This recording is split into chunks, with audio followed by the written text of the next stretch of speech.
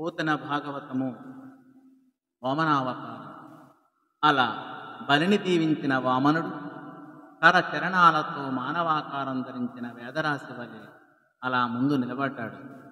జడలు కట్టిన జుట్టు, దండము, గొడుగు, కమండలము ధరించి ఉన్నాడు. అతని చంకలో వృత్తాపత్ర వేలాడుతూ ఉంది. అతని ముఖం చంద్రబింబం వలె అందంగా ఉంది. మాయా వాదనల చతురోక్తులు పలుకుటలో అతడు నేర్పరి. సూర్యుని కిరణాలతో కప్పబడి వెలవెలబోయిన ఇతర గ్రహాల మాదిరిగా బ్రహ్మచారి ముందు భృగువంశపు బ్రాహ్మణులు మరుగుపడిపోయారు. వారు కూర్చున్న చోటు నుండి లేచి నిలబడి వామనుని క్షేమాన్ని అడిగి తీయని మాటలతో అతన్ని గౌరవించారు. బలిచక్రవర్తి అతనికి మ్రొక్కి ఆసనంపై కూర్చోపెట్టాడు.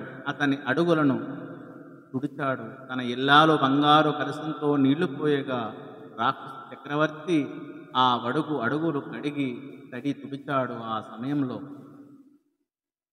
వటుని పాద శౌచ వారి శిరంభున పరమ భద్రమనుచు బలి వహించే నే జలము గిరీసుడిందు జోటుడు దేవా దేవుడు వహించి తృతి శిరమునా.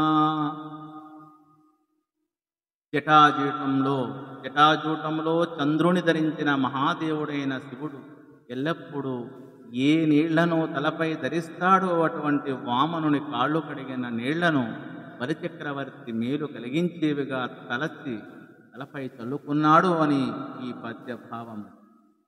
అలా కాళ్ళు కడిగి తలపై చల్లుకున్న ఆ చక్రవర్తి అతిథిగా వచ్చిన ఆ వామనునితో ఇట్లా అన్నాడు: వడుగా ఎవరి వాడవు వెవ్వడవు సంవాస స్థలం వెయ్య దీయడకు నీ వరుదించుటన్ సఫలమయ్యన్ వంశమున్ జన్మమున్ కడు ధన్యాత్ముడనైతి నీమకము యోగ్యం వయ్యే నా కోరికల్ కడతేరెన్ సుహృతంబులయ్య శిఖలం కళ్యాణమికాలమున్.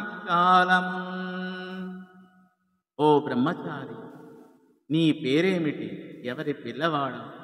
నీవు నివసించే చోటేది? ఇక్కడికి నీవు రావడం వల్ల నా వంశము నా జన్మ సఫలము అయ్యాయి. నేను చాలా పుణ్యాత్ముడును అయ్యాను.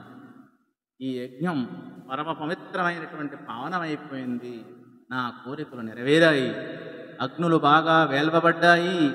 ఈ సమయం చాలా సుఖదాయకమైంది అని ఆ యొక్క వామనుడితో బలిచక్రవర్తి తెలియజేస్తూ ఉన్నాడు అని ఈ పద్య భావము. ధన్యవాదము.